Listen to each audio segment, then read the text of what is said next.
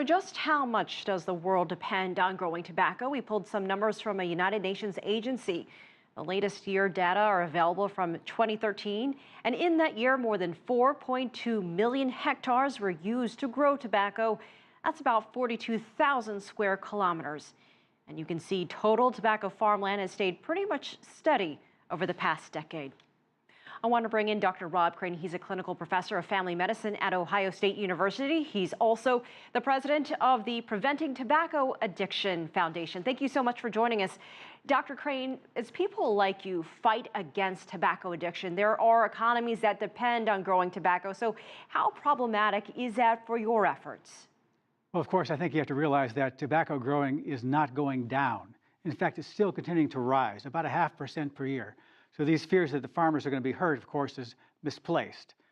Farming is still a major issue for some places, but tobacco farming is not going down. A single Chinese corporation controls nearly half of the world's tobacco market, but virtually all of its sales are within China. So if you were in charge, what would you do? Well, I think what we have to realize is that tobacco kills 6 million people worldwide every single year. Doesn't matter whether you're the farmer, the manufacturer, or the seller of tobacco. These are bad things. They have the same moral equivalency of growing coca for cocaine or growing poppies for heroin. These are bad things that people are doing. This has come up time and time again, converting a field from growing tobacco or drugs for that matter, as you mentioned, into something else could be one thing. But the fact remains that tobacco is more lucrative than other crops. If the supply were to decrease, prices would go probably higher. So how do you counter that? Well, first of all, I want to counter that notion that tobacco farming is more lucrative than other crops.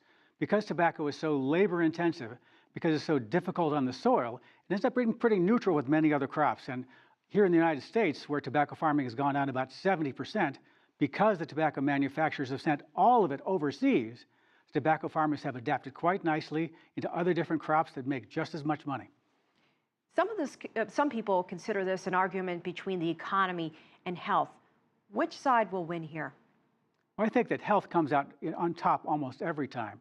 The economy is still good. The only people that make money off of tobacco are those that are growing it and selling it. It harms the rest of the economy dramatically. If we have 500,000 people dying every year in the United States, that's 3 747s crashing and burning, everyone killed every single day. We've got to put this in perspective, got to balance this out. So where do you think things stand globally at the moment, and where do you think they can go?